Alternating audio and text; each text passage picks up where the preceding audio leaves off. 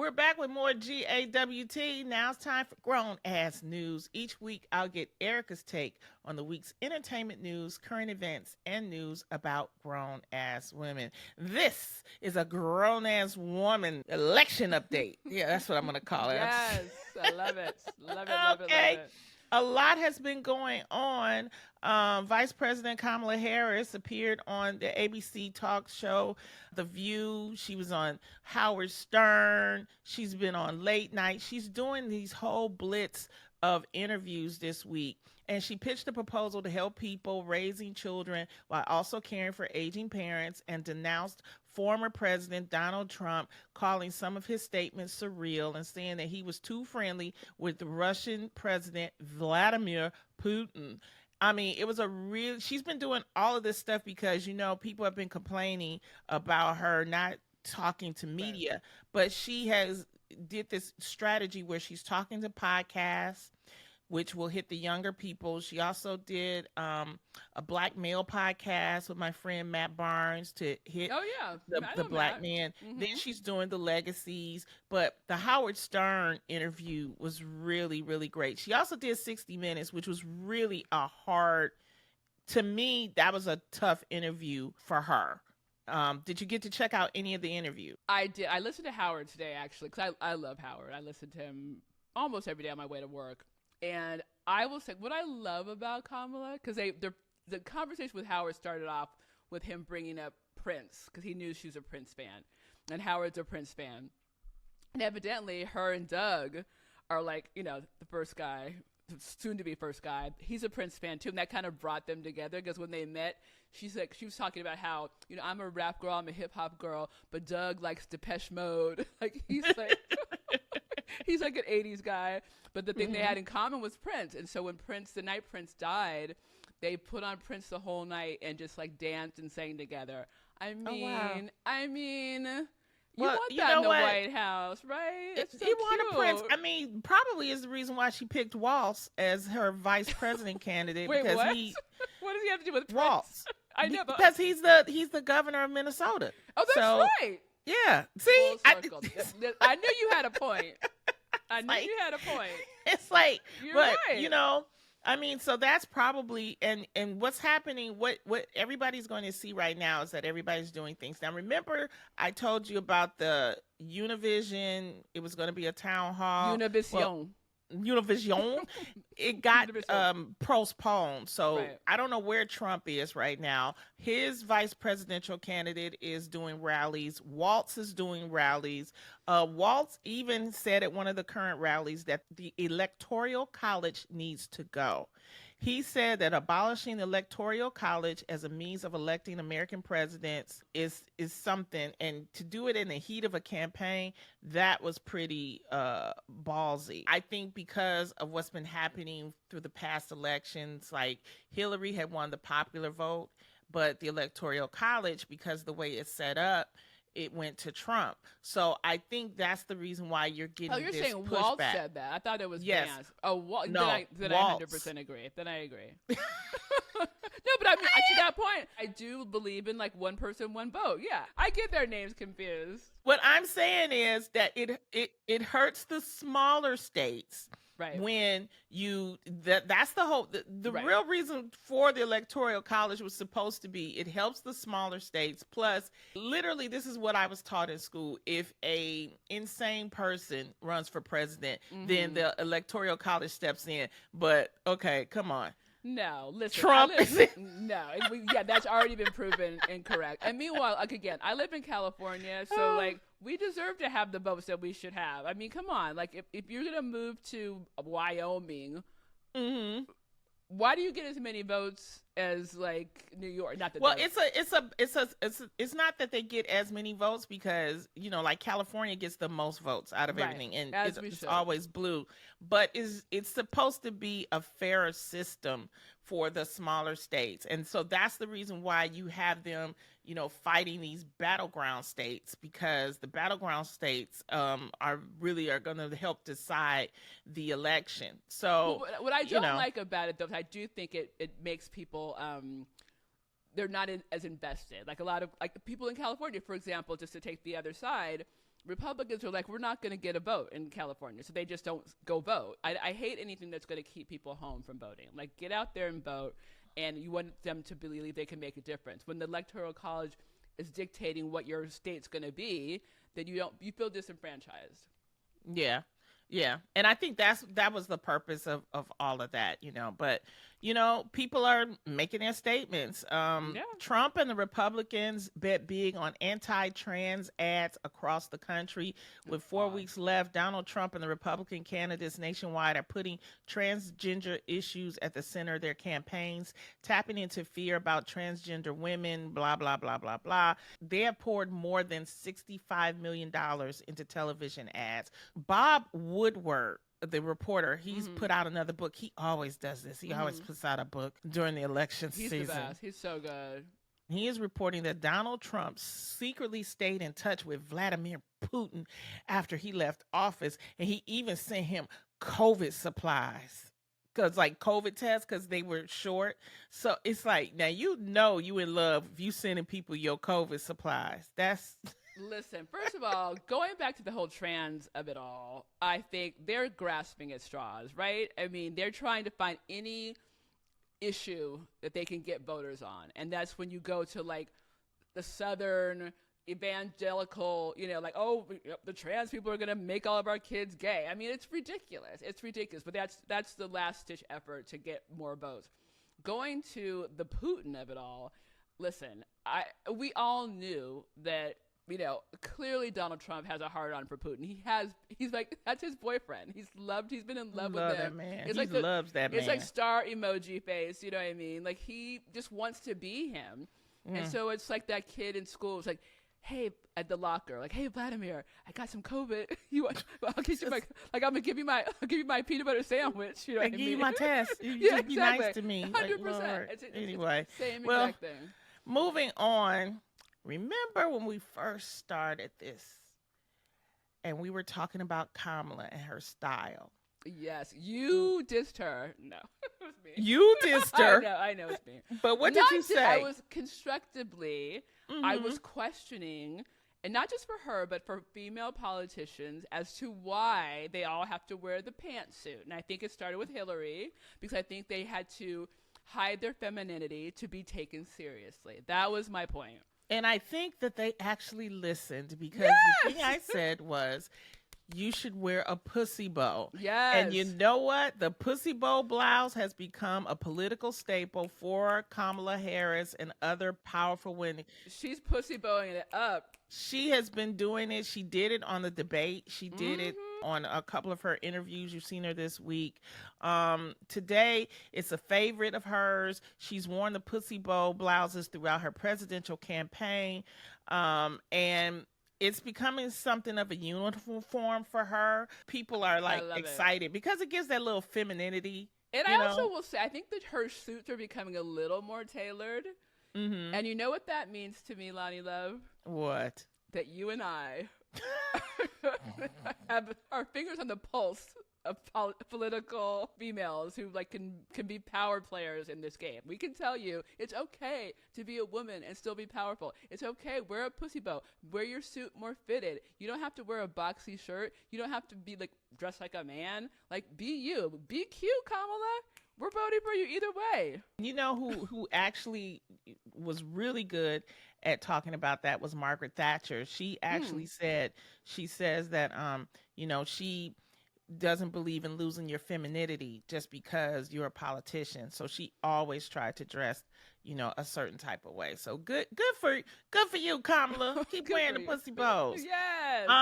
And moving on, this was something, that we're dealing with reproductive rights for women. And Sally Field shared a horrific story of illegal abortion. And this is her reason why she's supporting Kamala Harris, saying we can't go back. The two-time Oscar winner recalled having a family friend take her to Tijuana for the procedures when she found herself pregnant at the age of 17, which was roughly 60 years ago.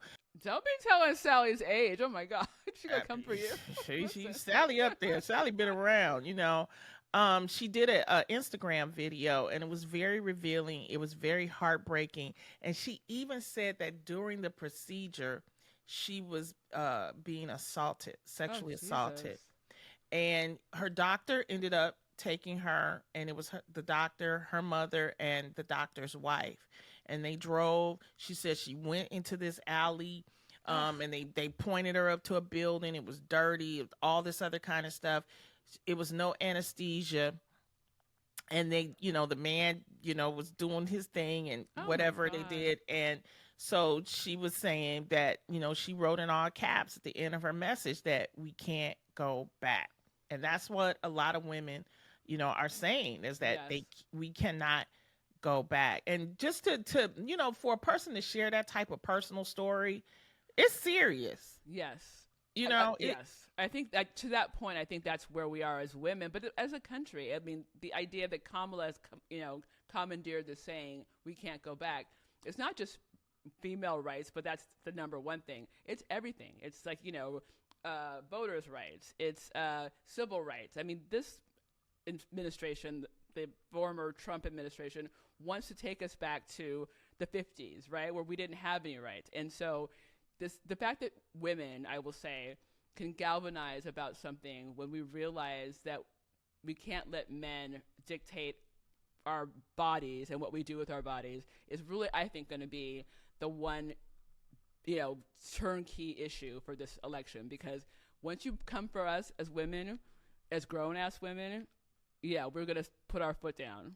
I have a story real quick. When Mm. I was a little girl, I had a housekeeper, and the housekeeper, her name was Miss Brooks. I loved Miss Brooks. My mom would go to work, her little low-paying job, and, the government would give my mom money to pay Miss Brooks. And Miss Brooks was a Jehovah's Witness. And so the only thing I used to hate with Miss Brooks is that she would make us go knocking door to door, me and her, to spread the good news, right? Right. And if that's what Jehovah's Witnesses do. They knock on doors to try to recruit people and stuff like that. And I must have been about 9 or 10. And people know you knock on a door, people don't answer, you move on. But one day a lady answered. The lady opened the door and she said, "Yes, come in, because I just gave my daughter an abortion." What? I'll never ever forget that. But understand, when you are limiting women from having adequate health care, like, it's not just because you don't necessarily want a pregnancy. Sometimes that D&C, that abortion, is actually health care. And you're limiting that for women when you do that. So it's not just about, because everybody just thinks it's about, oh, no, you got to keep the baby. It's like, no, it's actually a healthcare issue. We're not back in the 1800s anymore, people. So we got to get it together. But I will never, ever, ever forget that. That's really horrible. And I know that I think J.D. Vance made some comments in an interview recently where he was saying that if the Trump administration, is elected, they would defund Planned Parenthood. And that's exactly the kind of thing that we should be afraid of. It's exactly those kind of services that women are being, denied, that are making people have to have abortions at home or in some back alley like before. And the thing that people got to realize, Planned Parenthood is not just abortion. Exactly. It's women's health care. When I was in college, that's where I got my pap smears. Absolutely. Because we could get it for free. That's where you go. You would go to Planned Parenthood for birth control. Absolutely. So that you get, so it's you a don't lot, get pregnant. Absolutely. right. And it's just a lot of misinformation out there. But this is the reason why we want to explain to people, and women are sharing their stories about what happened, and you don't want to go back. You really, really don't. Get out there and vote and know that, reproductive rights are human rights. Moving on, well said. We're having these hurricanes. God bless the people that are dealing with these hurricanes down there in Florida, and somebody that is coming through all the time. We're getting a lot of donations, things like that. Dolly Parton donates over $1 million towards Hurricane Helene relief efforts And I'm pretty sure with this Hurricane Milton, she's going to dig some more. But she announced that she's going to be donating $1 million out of her own pocket. She's like, no, I'm not asking y'all. I'm doing it out of my own pocket. She says, quote, this is her home. She was in Tennessee saying this, but she says it's time for me to step up and for all of us to step up and do what we can. I mean, how much do we love Dolly? We love her, and this is not the first time. And she, I think, donated at least $1 million during COVID relief. I think she donated money to have them come up with the COVID cure. Like Dolly is legit philanthropist. And fun fact, I love me some Dolly. And I was at a Christmas party where one of the, those Secret Santa gifts where you have to take it from someone if you get the better gift. Mm-hmm. So I fought tooth and nail to get this Dolly Parton book because it's so good. It's all of Dolly Parton's outfits. It's this huge book of just Dolly in different outfits. And I live for it. It's actually right here, but Dolly's my girl. I got the honor of interviewing her by myself for The Real. And it was on a weekend. They were like, hey, you want to go interview Dolly Parton? I said, hell yeah. And when I say she was doing a concert out there, and so I went backstage, I met her, we laughed. She gave me the greatest interview. Just, and I remember asking her about I Will Always Love You. I was like, how do you feel about the fact that, that Whitney, had a successful song that you wrote? And she says, I don't care as long as I get my money. I was like, I heard that. She's probably very happy. She gets a check every time that comes. But meanwhile, can I just point out, my story was about me getting a book written by Dolly Parton, and then you had to top me by actually meeting Dolly Parton. Yes, you win. You will win. Always do that. We get it. How dare you? That's how I get my Emmys, okay? I get my Emmys by talking to. We know. When I get an Emmy, I'm gonna put it right here in front of my face. I can't wait for you too. Yeah, right. It hasn't happened yet. It probably won't happen. Yeah, I like having friends that are also Emmy winners, not just me. Moving on. This is a Diddy update. Okay. Oh, Claire Huxtable, tune out. She hates talking about Diddy. She hates this. Well, we have to because everybody is talking about Diddy. And what are you going to do? This is what happened. Diddy's mom claims that there's a public lynching of her son, admits that he is not perfect. She released a statement in support of her son as he faces a slew of civil lawsuits and a federal sex trafficking charge. And she says that she's saddened by the allegations that her son faced and that he deserves a chance to prove his innocence in court. She also referenced the leaked surveillance footage of Combs appearing to assault ex-girlfriend Cassie in a video. And since then, there have been multiple others, like 120 people. They even have a Diddy hotline. So if you have been assaulted by Diddy or been at one of his parties, Jesus. She says, quote, I am not here to portray my son as perfect because he is not. He has made mistakes in his past. We all have. My son may not have been entirely truthful about certain things, such as denying he has ever gotten violent with an ex-girlfriend when the hotel surveillance showed otherwise. Sometimes the truth and a lie become so closely intertwined that it becomes terrifying to admit one part of the story, especially when that truth is outside of the norm or is too complicated to believe. Oh boy. Listen, I mean, that's a mama. Well, that's a mama being a mama. But can I say, okay, say Theo Huxtable, my brother, had done something untoward. Claire Huxtable would be like, my baby didn't do that. You guys have got the wrong man. I mean, she would have been like, no, hell no.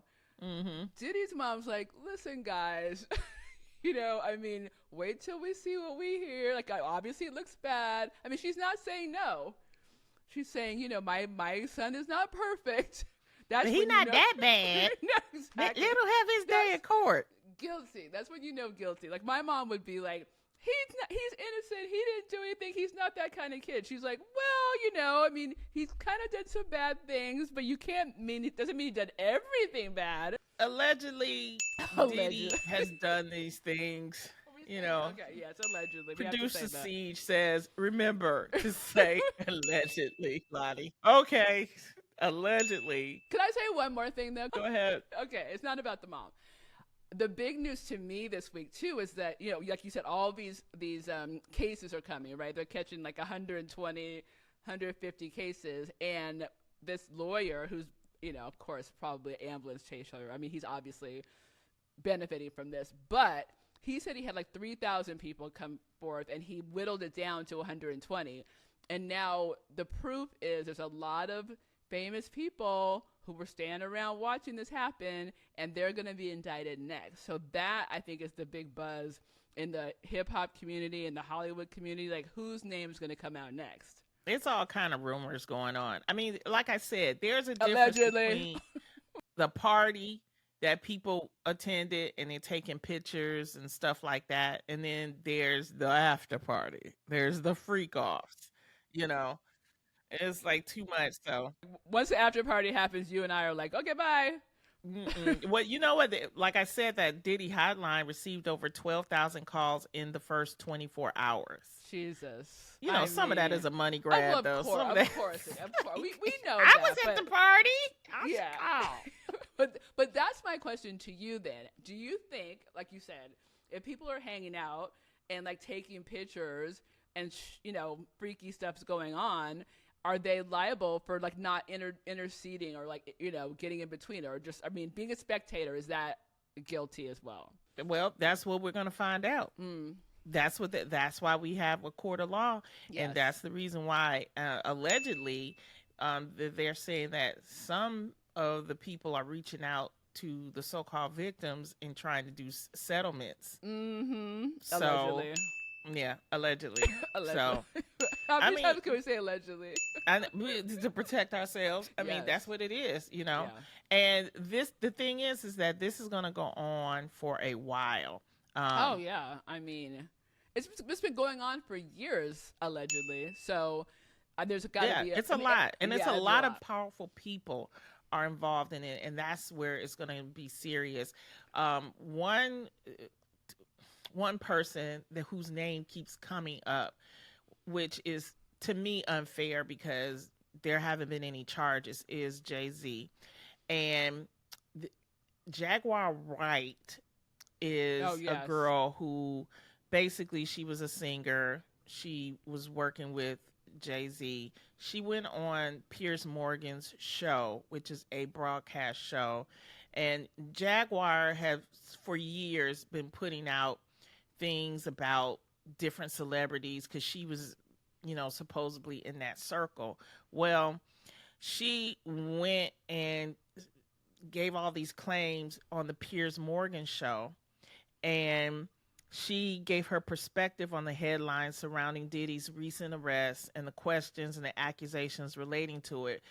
She says, for 4 years, I've been screaming not just Diddy, but Diddy and Jay-Z are monsters. She also alleged that both Jay-Z and Beyonce have hundreds of victims with stories about what they've experienced. So Jay-Z and Beyonce's lawyers have responded to Wright's claims by sending Piers Morgan a legal request to cut her defaming comments made on his show, Piers Morgan Uncensored.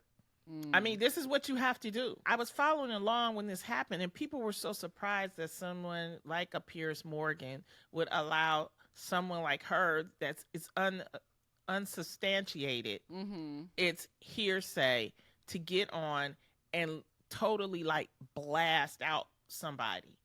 Well, he wants ratings, obviously. I mean, he wants ratings. He's always been salacious. You know what I mean? I mean, he wants to grab the headlines. But I will say, and again, the Jay-Z thing, you know, who knows what that is. I think there's a lot of people in the orbit of Diddy that are concerned because, again, whether you were at the party and didn't know what was going on or you were at the party watching, I mean, I think that there's a guilt by association. I also want to just add that Piers Morgan issued an apology and a retraction on his Uncensored show after he allowed Jaguar Wright to come on and sprue those falsehoods, alleged Well, she's stories. been on other shows as well, though. I mean, wasn't she Yeah, on, but like, not like this. Not like broadcast. It's like this is the problem. It's like, yeah, you can, you go on blogs, right. you go on places, this is why I try to make our podcast respectable. Yes. I want to make it a safe space for women to come on, but I'm not going to have you blasting people and making, you know what I mean? It's like, no, that kind of stuff is for a court of law. At the end of the day, where is the integrity? 100%. At the end of the day, and all of that is not true. It's like you're talking from a person who has had to deal with someone defame them. And when you work hard for your career, when you work hard, 20 years, nobody was out there on the road with me. Nobody was out there, when I had to, circle and drive all around these little clubs and everything, and then worked my way up to getting a national talk show. And then you turn around and you want to try to defame someone's character. I just don't agree with that. Where do you think that comes from? Like, what do you think the motivation behind? Like, why does taking someone down, motivate you or help your career? Because it doesn't necessarily. Because people don't care about other people. They care about themselves. When you talk about someone and you talk about them like that's in your same occupation, there is a little bit of envy and jealousy. That's what it seems like. And so you're trying to like bring them down to, to make them look less than, which everybody has a different path. Everybody works a different way. And so you can't sit here and compare what you're doing with what this other person, that just wasn't your path. Right. That just wasn't the way you were supposed to make it. So why are you over here disparaging? If it's true, okay, but you can't, making up stories. It makes you seem like a hater. It makes you seem like a hater. Yeah. Big 100%. time. Yeah. 100%. Big time. But moving on, somebody who is not a hater and that I love is Mariska Hargitay. Oh my goodness. Oh, we know her from SVU. SVU is on season 26. Jesus. And she turned 60 in January, and her character is also turning 60. So she was talking about it.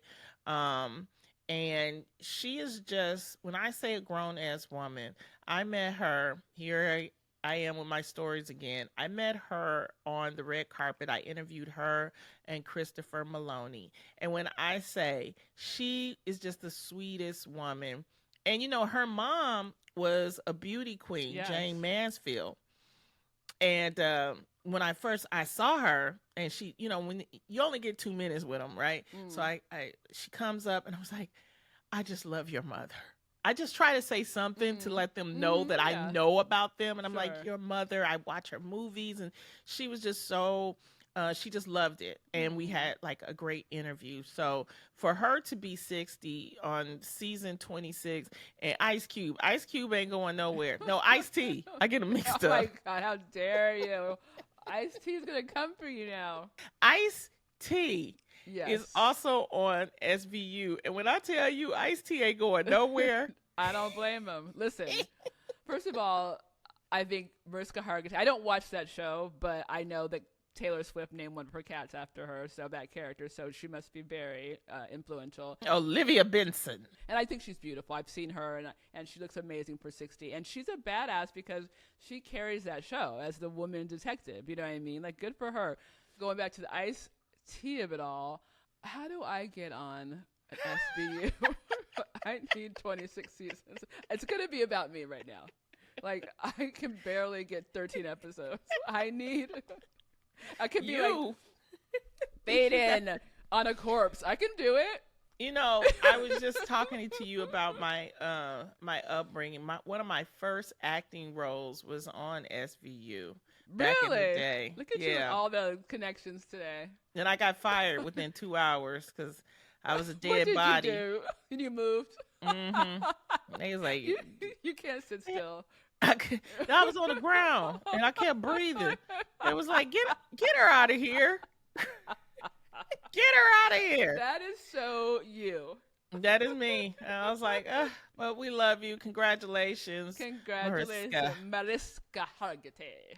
We're going to take a break, but when we come back, we're going to jump into today's topic, transitioning after 30 with our girl, Peppermint. This is Grown Ass Women Talking.